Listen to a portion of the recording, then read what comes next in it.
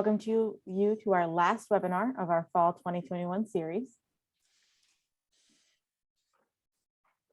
Just a reminder to keep your mics muted throughout the webinar. You can enter questions in the chat box and we can address them at the end, but also Joe Gislaine, who will be presenting today, is open to you opening your mic up in the middle if you have a question relating to a specific slide that he's on. You're welcome to do that as well. So this webinar today will be about 45 minutes with 15 minutes of Q&A at the end. Just a mention of our next topic, the first one of our spring 2022 series, improving the bottom line. It's time to think of mechanical insulation systems differently, presented by the National Insulation Association. So on to today's topic, from the Compressed Air Challenge, leveraging Compressed Air Challenge training for implementation of compressed air system efficiency. And Joseph, I will pass it off to you now. Okay, great. Thank you, Kelly. Let me start sharing my screen.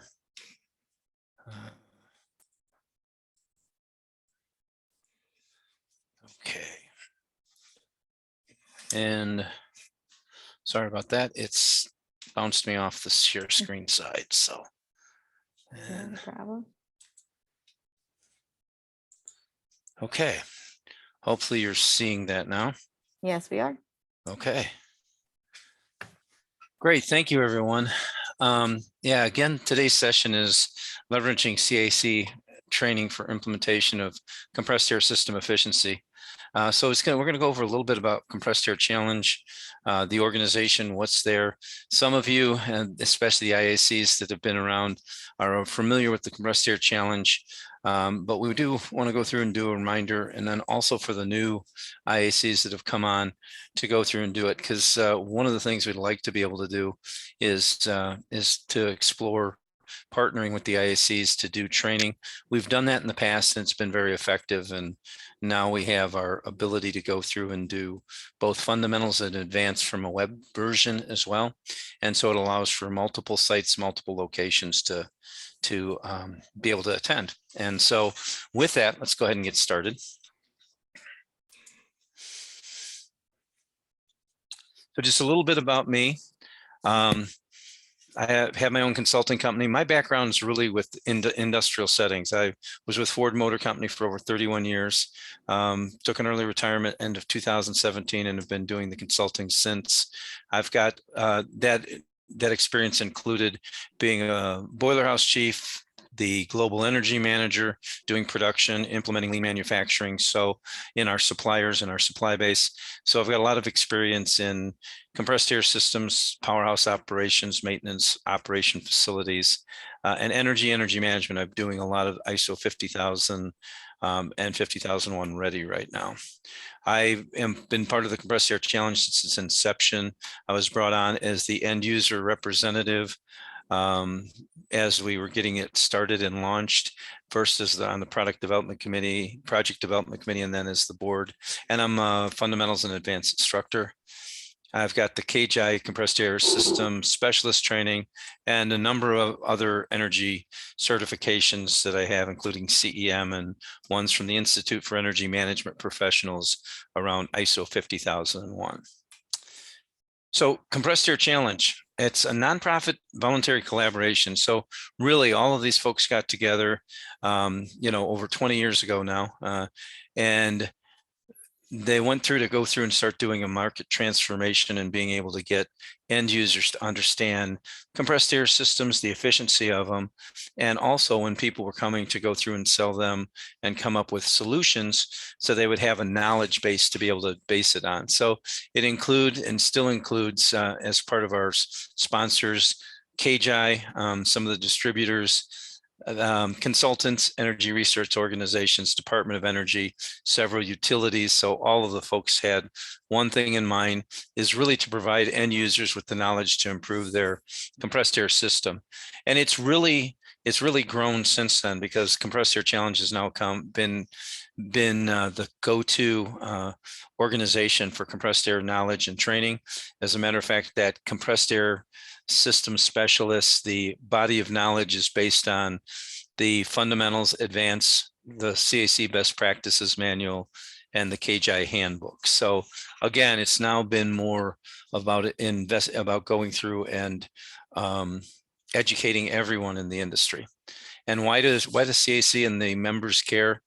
Because it's a compressed air systems account for a lot of cost in our industry. 5 billion in energy costs, represent 10% of the electricity used in North America, count for about 16% of all motor systems. And this was based on studies that the DOE has done.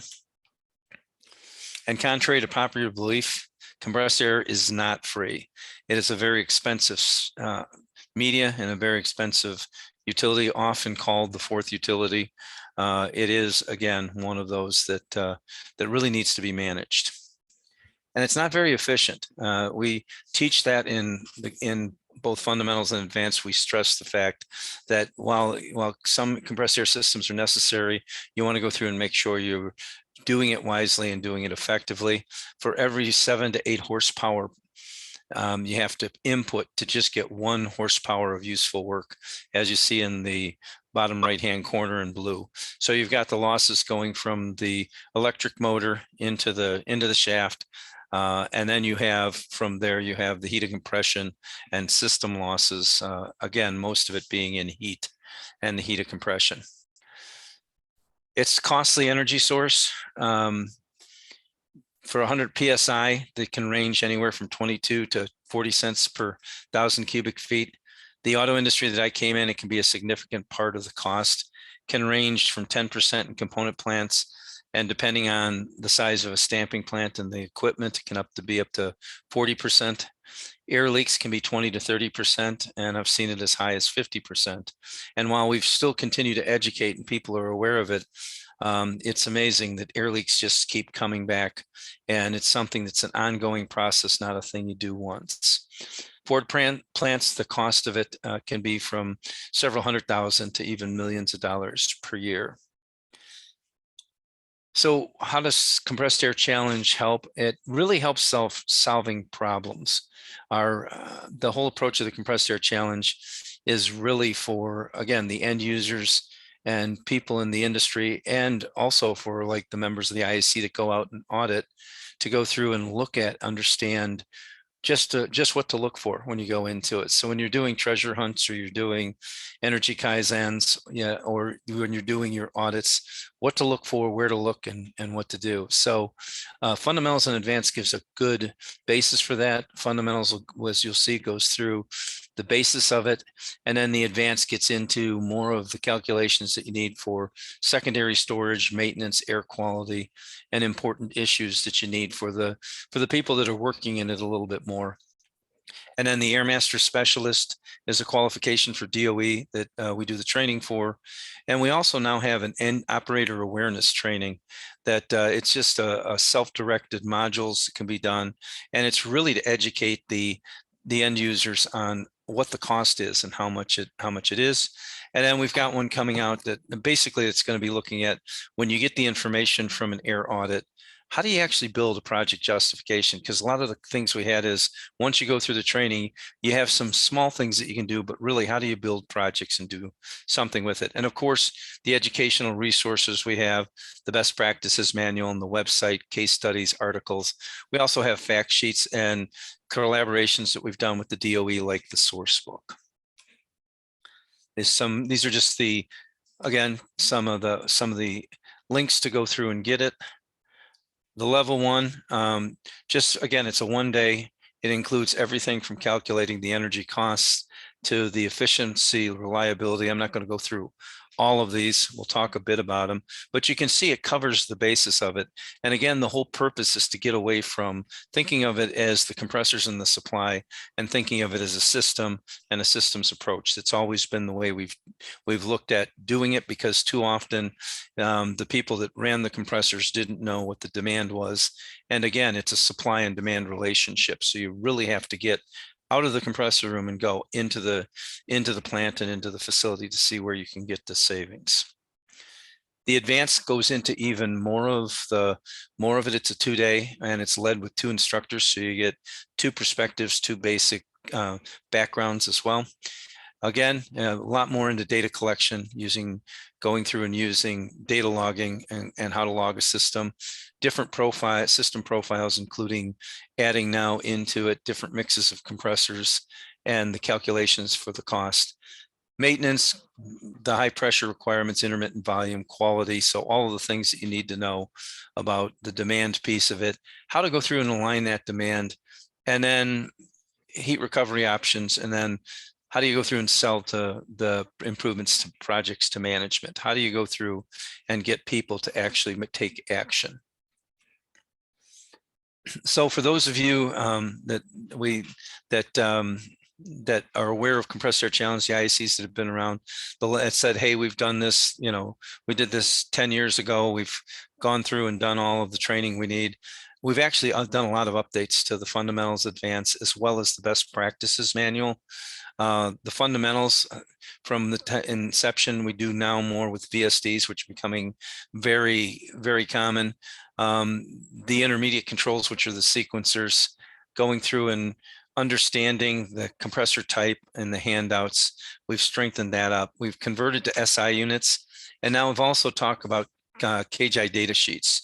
One of the things that with KGI being one of the sponsors, many of the other members of the board and worked with, kept pushing and working with KGI to get their members to go through and start reporting everything the same. And so that's really how the KGI system came about, was that part of that market transformation and the end users now wanting to go through and have that knowledge.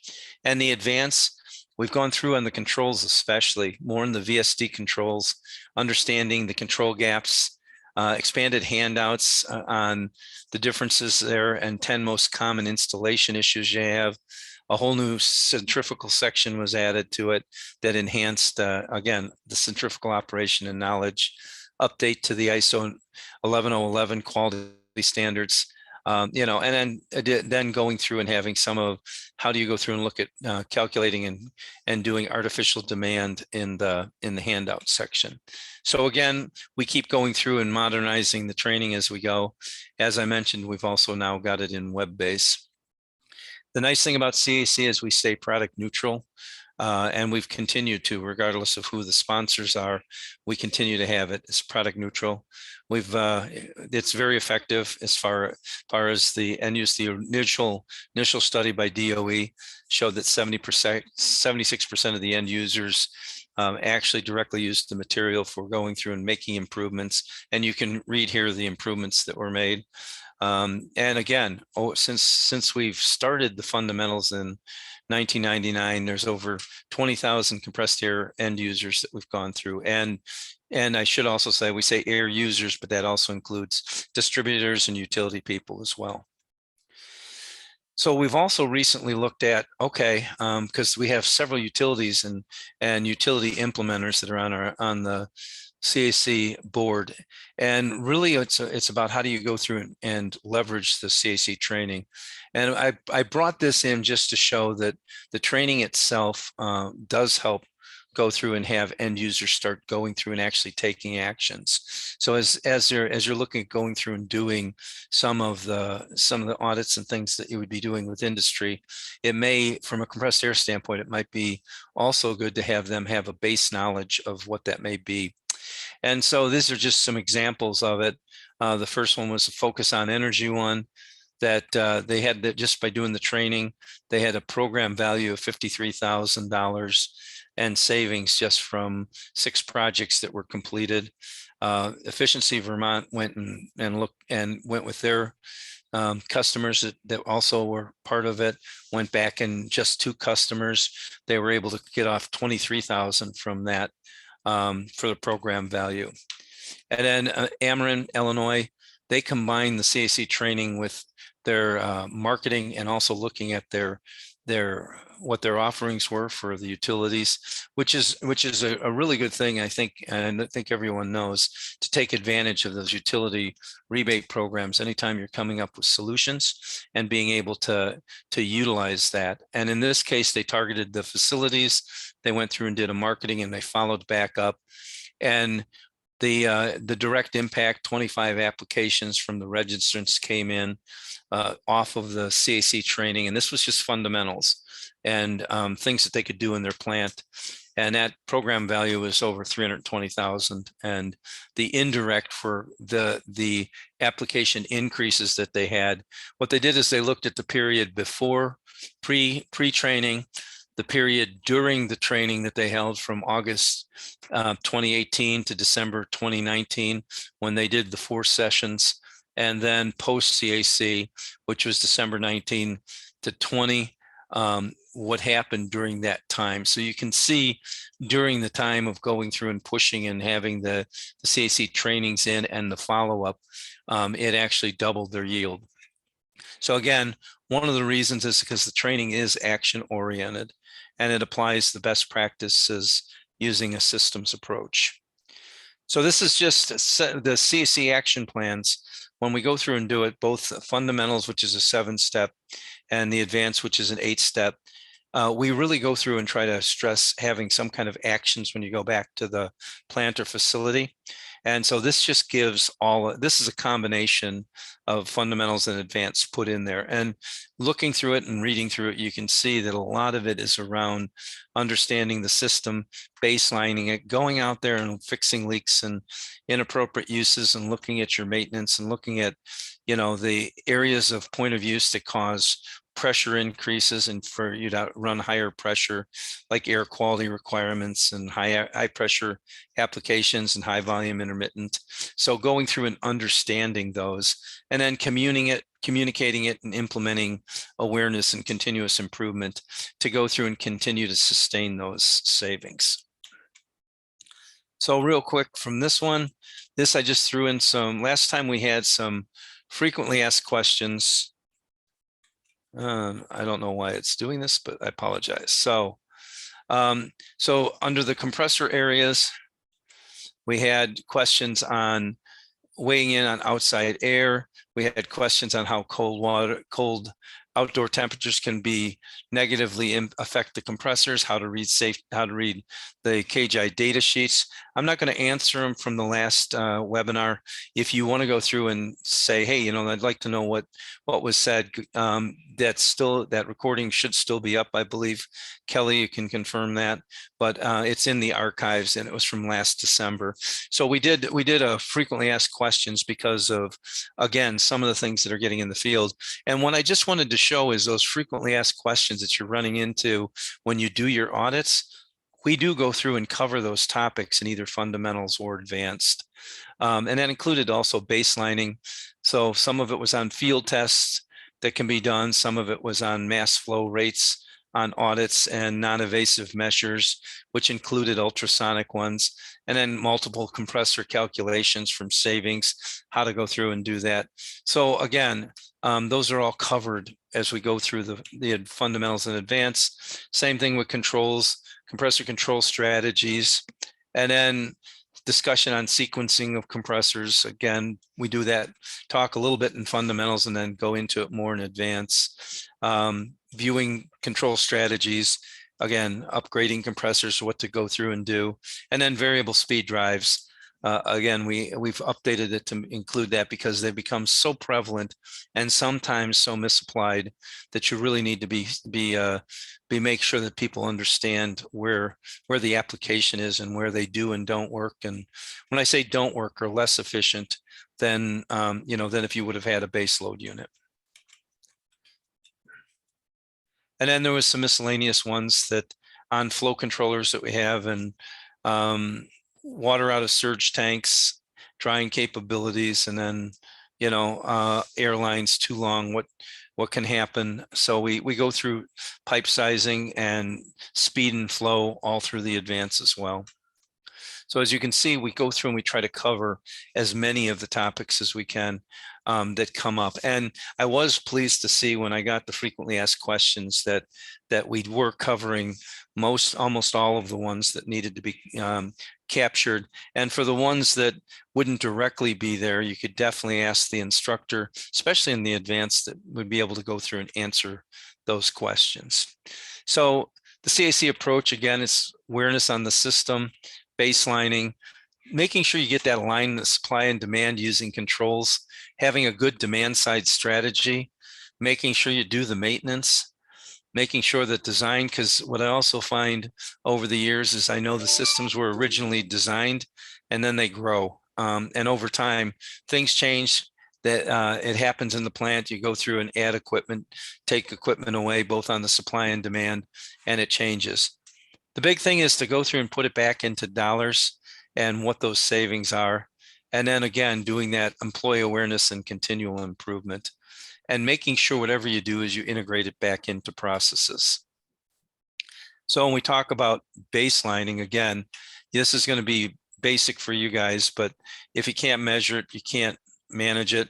You really need to establish the baseline, understanding the power and flow, calculate it or measure it and measure the leak load, understand your pressure profile for the system dynamics, and really convert that compressed air usage into dollars. And more importantly, for industry settings, dollars per unit. Whatever you go through and do, whatever they're being measured on, make sure you go through and put it in that measurement because again, it puts it on every single other cost and it puts it on the same value, whether it's compressed air or whether it's energy. It now stands up with all of the other things like material costs and labor. Demand drives supply, so you have to be aware of it. The number, duration, and flow all drives it. And it's a supply and demand relationship. So the end uses really, really do drive it. You need to make sure we optimize the right mix of compressors, the number, and the whole purpose of compressor controls is, again, to shut off unnecessary compressors, delay bringing them on, and then, of course, safety for the system. We talk about the right controls and under the right conditions. The fact that no load machines require adequate storage. The rotaries with modulating capacity control get inefficient between 40 to 50% because, again, you're increasing the compression ratio. Variable speed machines should be used for trim. If you use them as a base load, they'll go through and actually be less efficient than a base load piece of equipment will. Centrifugal compressors are efficient base load machines. They do have limited modulation, but they're great for large amounts of air. And the double acting recips, which you may not see much of, are still very efficient at part load. We also talk about using storage to help with the control. Again, primary storage reacts to system events. Secondary storage can be located to minimize those high volume intermittent demands, low volume demands, and even areas that just have fluctuations, but have time to recover. Pressure flow controllers can help with some of the storage on applications where they require that tight band. But also, we also stress that while they're a tool in the toolbox, you've got to remember that because you have to have higher pressure flow controllers can also be costly because, again, you're running at a higher pressure, which means more kW, more horsepower. Variable speed drives, again, we talk about the type of variable speed drives. We talk about the characteristics, which includes the losses, which is why when you run it at 100%, you've got inefficiencies, and also that's directly proportional to the speed.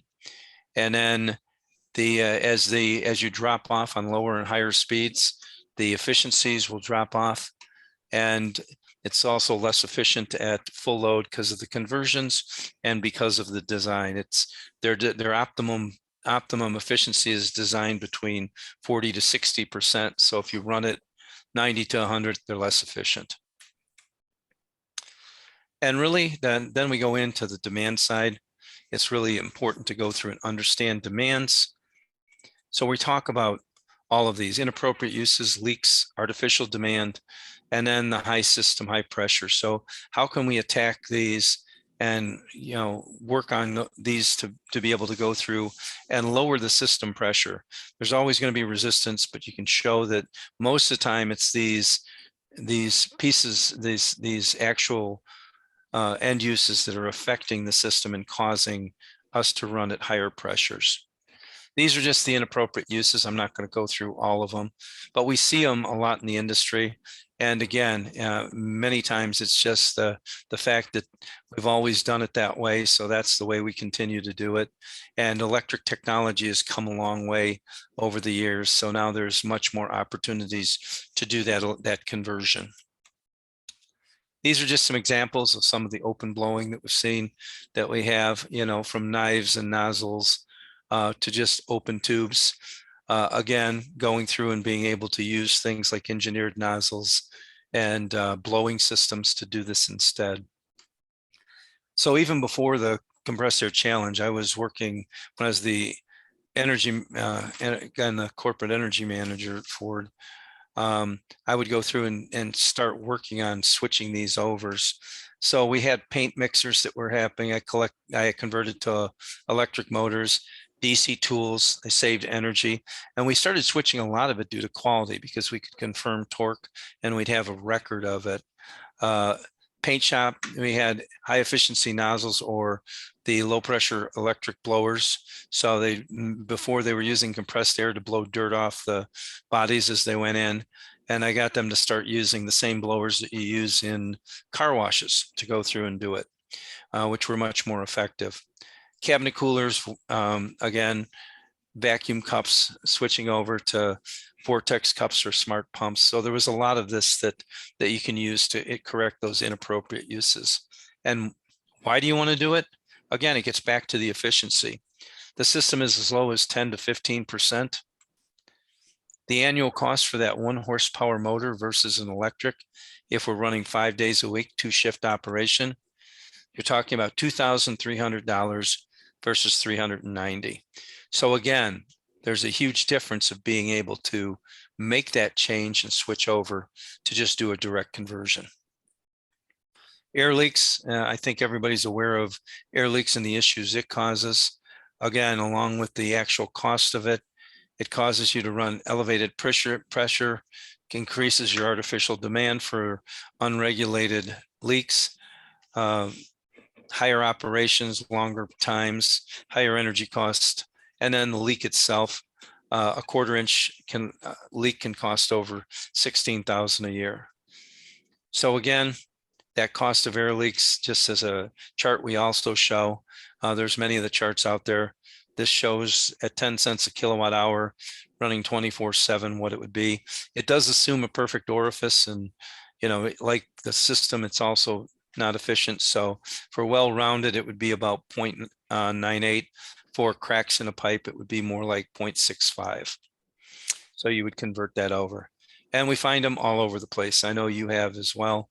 So these are examples of not only air leaks, but inappropriate ways of going through and actually trying to repair those leaks, like the duct tape that's there. So how do you reduce it? You implement an aggressive leak program to go through and find and fix it. And you try to do as much finding and fixing as you can. Those are the most effective programs. And when you can't, tag them, get them in, and make sure you go back and fix them. Pressure reduction. So we talked about, going through and getting those demands to a point that we can reduce it. So for every 2 PSI, it's 1% efficiency. So at 10 cents a kilowatt hour, 100 horsepower compressor running at 80 rather than 100 PSI would save $6,500 a year.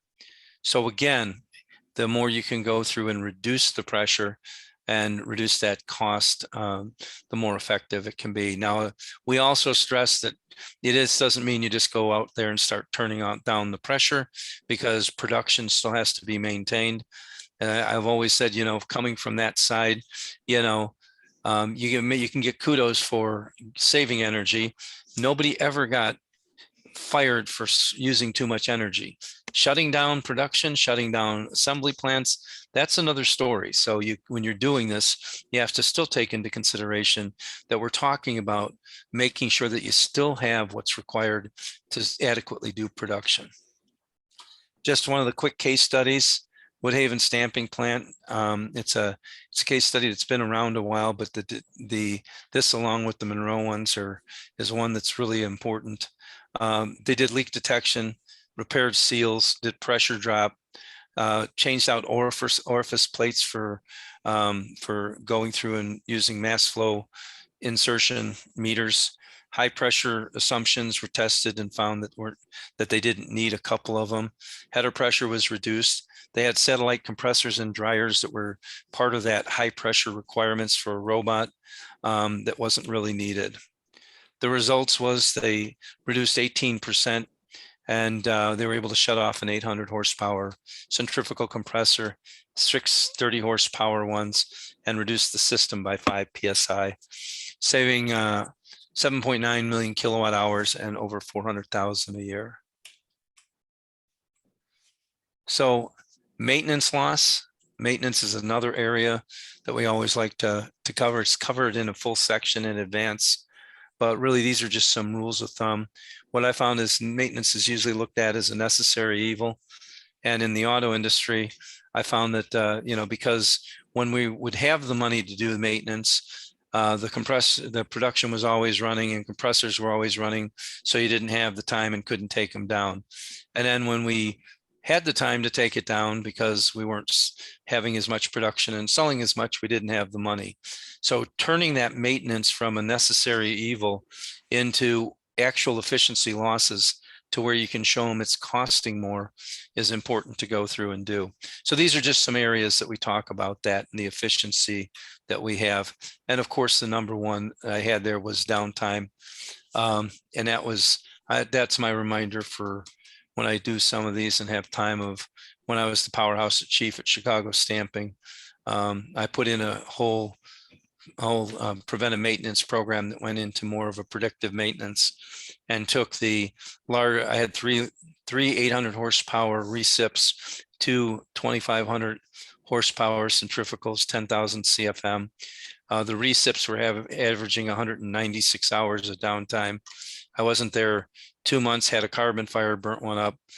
Long story short, I went through all three of them, put in a PM program, and I went from 196 hours of downtime average per year on those machines that took down production to 1 30-minute unscheduled, because the replacement valve was put in was incorrectly repaired. And then another year and a half with 0 downtime before I left for corporate. So again, the importance of going through and having a good maintenance system. Awareness, we talk about awareness program. People use the compressed air, you need to get them involved. I know you may not have as much of this, but as much as when you're doing the audit, you can go through and educate and go through and let people know what the costs are. It's important. This is one I love to do. It says, if I told you could reduce energy by and save it money by buying jackets, hats, keychains, and pizza, would you believe it? And that's exactly what Monroe did. They had an hourly team that had red jackets that they would stand out. They went and did a audit on weekends, and they implemented an aggressive air awareness and air leak program. So when you went through and had air leaks, you put in a air leak repair, they gave away buttons, keychains, hats, t-shirts for reporting it. And whoever passed the red coat energy audit for shutting down the most during a time every quarter got pizza lunches. And they post leak boards throughout the plant tracking it. And they use the internal Ford communication network to broadcast messages throughout the plant. I utilized that at Chicago too, and was pretty effective. So going through and just making people aware of what the costs are. The results, air use down to, this is down to CFM. I don't know why the first one's in cubic meters, but I apologize. Non-production was reduced to 540 CFM down to 600, and they saved over $200,000 a day. More importantly, they created a culture of plant awareness and energy cost usage and waste. So really the key components to the compressed air awareness, target the end users, use site-specific examples, overview of compressed air systems, the leaks, inappropriate uses, and how they can help. CAC again has one, compressed air is not free. Again, it includes all those elements, customizable, flexible delivery. So we found that's pretty good for going through and educating the end users in the plant that are actually using it. And then for maximum efficiency, you just need to continue to take that systems approach. So that's kind of about the class and the courses and what we go through and do. The next section, I just want to talk a bit about kind of some good reasons for partnering with IACs and CAC to go through, and why CAC is a good organization. I mentioned the fact that that it's become kind of a trademark in the industry. We have a core of technical resources, variety of offerings, the strong instructor network with regional coverage. You'll see that in a minute. And there's the abilities to go through and partner for co-branding, hosting. IACs probably won't want to go into sponsorship or anything, but if you did, that's a possibility. But really, truly, the way to go through it and do it. And there's also the opportunities to do it with utilities and other organizations that you could go through and combine. Because I know when we did a lot of our training, it was DOE sponsored, DOE was paying it, and that funding has kind of gone away. So when we're doing the funding, it's really based on what your funding is and where and who can do that. So partnering with utilities is another option. I know one of the IACs has done that and done it effectively up in, on the East Coast. So the network of instructors, again, we got 22 fundamental and 10 advanced, and it's again throughout US and Canada that we have coverage. And again, the whole thing is remote learning now. Like everybody, we had to switch over, make some changes during COVID. We had already been doing a web version before, but we streamlined it, made it more web worthy, if you will, because before it was still more instructor led. Which this is still instructor led, don't get me wrong, but it still didn't have a lot of the visuals you want for going through and doing remote and online learning. So again, we've got more of that interactive piece that we can go through and do. And we also have the ability to still do the breakout sessions as we would in the normal one. So again, we have that. We also did the advanced in there. They're still the same instructor led web classes. So it's the same great class. The good thing is it is less cost because you don't have the travel. It's no longer site specific. It can allow for multiple site participation. Hosting logistics is easier. You don't have to worry about getting together the things like, the site and where you're going to have it and all that. When you're in situations like work from home and distance learning, it makes it ability, and it is a flexible scheduling capability. We've done it anywhere from multiple sessions in 1 week to multiple sessions over a number of weeks. And again, just a bit about it, the seminars with hosting, it really does allow you to go through and enhance the knowledge. They can be self-supporting because you can also go through and put it on the CAC web and have other folks join. You can, again, co-brand it, partnering with other organizations, utilities, customers, state agencies, other universities. So there's a number of different ways you can do it. Even some of the local distributors, if you work with them, you may be something you can do as well. And it's really easy to go through to do this, and the web version does allow for that multiple location and quick adaptation for remote learning. And again, it's quick and easy to put on. And if for some reason you're not getting the turnout, you don't have a lot of the cancellation costs that go along with the in-persons when you have to cancel a lot of the things like your travel that the instructors have.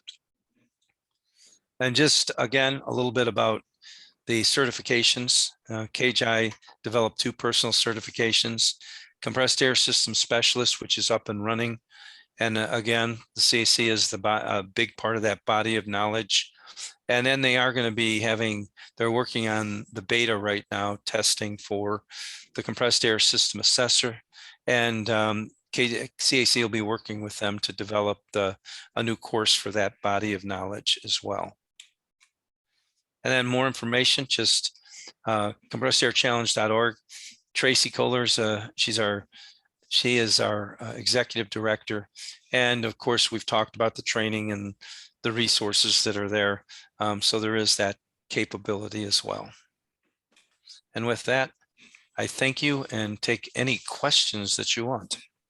I think I'm right on the 45-minute time frame. Yep, perfect. All right, so we have one question in the chat already. This person's a question on calculating leak rates. I've seen two methods, one based on estimating and measuring orifice diameter, or two based on pressure drop. Can you discuss their pros and cons? Okay, that's a good question. In there, there's a couple methods that we go through and we actually teach in the compressed air challenge. I think you're talking about both of those. One of them is for load unload compressors. And the load unload compressor, what we go through and do is have them do it on an off, obviously no non-production time, so we can truly get what the leak load is. Make sure that if there are automatic shutoff valves on the equipment, you shut them off, and then you go through and you do a time on the load unload time. And what it basically is just once you're doing the snaps of the time with the stopwatch, you just take the amount of time that's loaded versus the total time, and it gives you a percentage of how much is there. And so that percentage represents how much of that compressor and the compressor horsepower is being used. If you don't have a load unload machine, you have one that is calculated on system volume. And those are going to be for modulating systems. You go through and you estimate all the system volume, including the receivers in there. And we tell folks, don't bother with the small hoses, because if you start looking at the volume, you're going to be talking about so small of an amount of a volume, and you're basically using this for a baseline. So you're going to be using that same volume the next time you would go through and do your air leaks. So it's kind of if you captured 95% of the volume, you're still going to be working with 95% of the volume the next time. So it'll be so the repeatability will be there. And then when you do that with the pressure, you go through and you measure till it goes down to half the pressure. So if you got a 100-pound system, you let it go down to 50 pounds. And then you do the calculation on what that free air delivered is based on the volume. And we have a factor of 1.25 that you calculate in there. So that's the other way to go through and do it. And like I said, I think they're both pretty effective, especially for getting a good idea of what the costs are. Obviously, if you had a flow meter, it would be ideal to do. If you have a variable speed drive, you can use the percentage right off of the VFD. That'll also give it to you as well. So there are a number of ways to do it. I think that again, one of the big things is just make sure you do it consistently and have some kind of idea what it is and what the cost is. Okay. All right, thank you. So we have another question in the chat. How do you quantify the energy savings of increasing receiver volume? Why really is there any? Is it because a too small receiver causes too fast cycling for a load unload and that leads to increased consumption? Great question. And the answer is yes, you're correct. Load unload machines, if they don't have enough volume, they start rapid cycling. And if the equipment has the capability of switch from load unload to modulation, maintenance folks and the people that operate the compressors are smart enough to switch it over to modulation, because you don't want to beat those compressors up. A quick cycling can go through and shorten the life of an air compressor. So the real savings that comes from that is really from the lube injected rotary screws that have the load unload, because what happens is when you have a quick when you don't have enough storage, your demand reacts quickly. And as soon as you go through and start blowing down that sump, your demand jumps back up. So you never have the time to fully unload the sump. So you never get the efficiency that you need and get it down to that bare minimum. Because again, you have to take some time to blow down the sump, because if you did it all at once, it would go through and squirt, spray the oil all over the place. Just like, if you shook up a pop bottle, it's going to squirt all over. That pressure releases, and the manufacturers obviously want oil in their machine, so they keep you from going through and doing that. So they have physical restrictions to keep you. So what we do is we put in storage. When they were originally designed, it was usually about 1 gallon per CFM for the recips, because you wanted to get that pounding out of there and you didn't want that transferring in. Then it's been going up to about 2 gallons, maybe 3. We say 3 to 5. 10 would be ideal. Again, it depends on what you want to do and what that is. But really, when you talk about controls, that's exactly what it is. You don't have the time to keep that in, to blow down all the way, or you're doing such rapid cycling that it's put in modulation and now it's modulated down. And again, a modulated compressor, when it's running at 0, it's still using 70% of the power. So that causes an issue as well. All right, thank you. Hope that answered your question. Another one in the chat. In the Woodhaven stamping plant, why were the orifice plate meters replaced? Also, how reliable, sorry, it's a two-part question. Go ahead. Okay, go ahead. Also, how reliable are the thermal flow meters and how often do they need to be calibrated? That's a good question. The reason the orifice plates, and I started having them removed. Now, let me clarify. If they were being used to actually control the centrifugal compressors, and we're using an orifice plate to go through and do pressure differentials to do the controls, I didn't touch those. Okay. I wasn't going to mess with centrifugals and large equipment. I'm smart enough not to do that. But when I was doing it just to measure the flow in the plant, I was getting anywhere from a couple pound drop across that orifice plate. Well, when you talk about the system I had, where you had 3 800 horsepower compressors, so I've got 2,400 there, and I got 2 other 2,500 horsepower motors running. So basically I'm looking at 7,500 horsepower running all the time, and I can save 1% or 1.5% of that power. Why wouldn't I? So yes, I pulled them out and we started using the mass flow devices, temperature that compensate for temperature and flow. And how often do they have to go through and need calibrated? They're usually pretty good on calibration, unless they get, unless you get them gummed up or get some, something on it. And you'll see that because they're usually work or don't work type thing when you do it. So if you keep an eye on what the flows are and you start getting drastic changes and drops in the flows or erratic readings, then you have some kind of an issue with that flow control, and then you would go through and check it against the meter. All right, thanks. Another one in the chat. If I only know the discharge pressure at the compressor, is there a good rule of thumb for pressure at the point of use for leak calculation? Our IAC clients typically do not know the pressure at point of use. That one is really tough. I would say that there's really no good rule of thumb for saying that there's a pressure at the point of use when you know what the discharge compressor is. And the reason I say that is because there's so much variation in a system, depending on the type of after treatment you have. So, whether you're going to have how much you're treating down and what the quality is. So you're going to have larger pressure drops in things like coalescing filters than you will for mist eliminators. And refrigerated dryers usually have less pressure drop than desiccant dryers do. And then just the piping systems alone, if they're undersized, you're going to have pressure drops through the system. And many times, like I said, it was engineered and then it grows. So somebody engineers the system to have 2 compressors on and one as a backup, and lo and behold, they add more equipment or they get leaks. They throw the 3rd compressor on and they still get more leaks. And so now they bring in a 4th compressor and now you have a pressure drop through the entire system. Really, the way I would say to do that, if you're not sure or don't know, try to find out and talk to them in production about the critical pressure.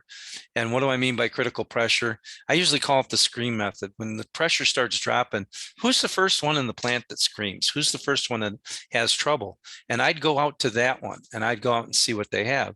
And I'd look at what the pressure is, even if it's just putting in a simple connect, if it's a hand unit that's going through that they're not getting the torque, go through and just do something as simple as putting in a pressure gauge with, with inlet connectors on a T to go through and see what that is and see what the static and dynamic is. So some of these can be simpler ways of going through and doing it.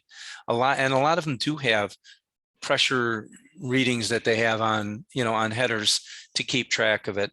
Or there might be on the pressure filter regulator lubricator. There might be an indication or a dial there. So, take that also with a grain of salt from the fact of the kind of calibration that would have, and the error, I should say, because be aware of the range that it has and plus or minus, but it'll definitely give you an idea. And we talk about in the training, we talk about the last dirty 30, and that's usually the last 30 feet or more of the discharge pipe and the hoses going to the end use. That's usually where most of the problems are, because people go through and they'll, 1/2-inch hose is a lot lighter than dragging around 3/4 hose. And so, operators may opt for that, or they may have, well, geez, all we had was a 50-foot hose and we only need 10 foot. And so now you've got a much larger pressure drop. So there's a lot of issues that have just on misapplication and misuse. I hope that helps.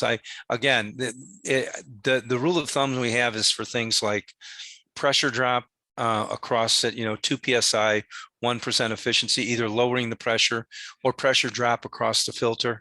Those are used.